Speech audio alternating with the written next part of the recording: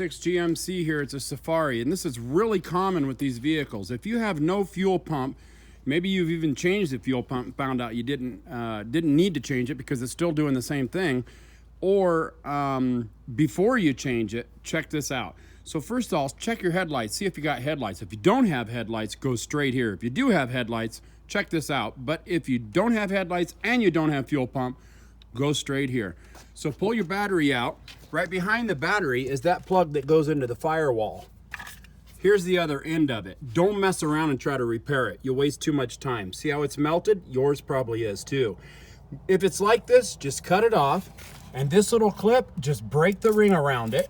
And then on every one of those wires, because they just need power, clamp them like that, stick them on there, and put a nut on it, and you're done.